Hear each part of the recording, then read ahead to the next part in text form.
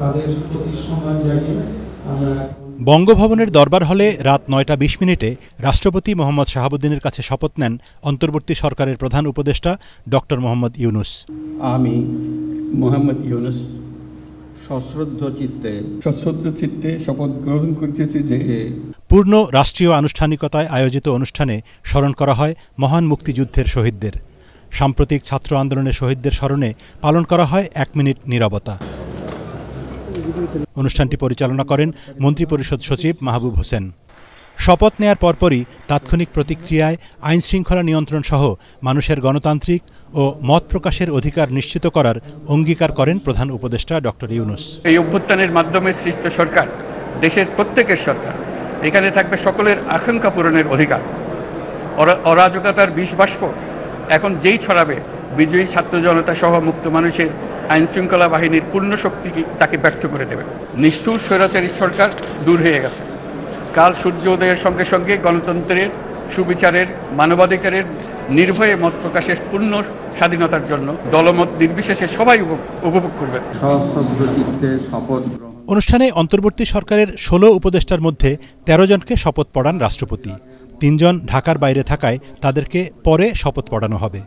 উপদেষ্টাদের মধ্যে অর্থনীতিবিদ, আইনবিদ, বিশ্ববিদ্যালয় শিক্ষক, কূটনীতিক, মানবাধিকার নেতৃবৃন্দ ছাড়াও আছেন বৈষম্য বিরোধী ছাত্র আন্দোলনের ২ সমন্বয়ক নাহিদ ইসলাম ও আসিফ মাহমুদ। শপথের পরে উপদেষ্টারা বলেন, ছাত্র জনতার রক্তে ভেজা এই বিজয়ের অর্জন যেন হাতছাড়া হয়ে না যায়, সেজন্য সচেষ্ট থাকবেন তারা। সরকার দায়িত্ব নেওয়ার আগেই রাজনৈতিক দলগুলো কোনো দল নির্বাচনের দাবি করছে। এখন আপনারা কি নির্বাচনের প্রস্তুতি নেবেন নাকি প্রাতিষ্ঠানিক সংস্কারের দিকে যাবেন? ওনারা দাবি করতেই পারেন, তারা রাজনীতি করেন, তারা দাবি করবেনই, এতে কোনো সন্দেহ নেই। কিন্তু ওনাদেরকে বুঝতে হবে যে ওনারা এই ১৫-২০ বছর কিচ্ছু করতে পারেন নাই। কারা করেছে? ছোট ছোট বাচ্চারা করেছে।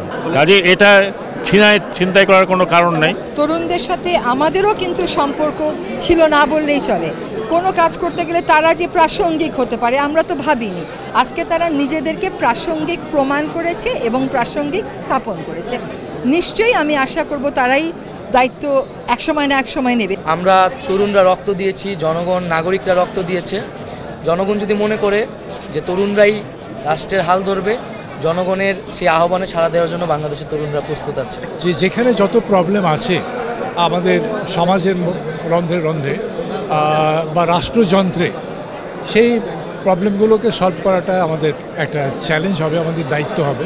শপথ অনুষ্ঠানে বিএনপি, জামাত সহ তাদের মিত্ররা, বিভিন্ন রাজনৈতিক দলের নেতৃবৃন্দ, সামরিক বেসামরিক কর্মকর্তা, ছাত্র আন্দোলনের সমন্বয়করা, ব্যবসায়ী নেতৃবৃন্দ, শিক্ষক, আইনজীবী, সাংবাদিক সহ বিশিষ্ট ব্যক্তিরা উপস্থিত ছিলেন।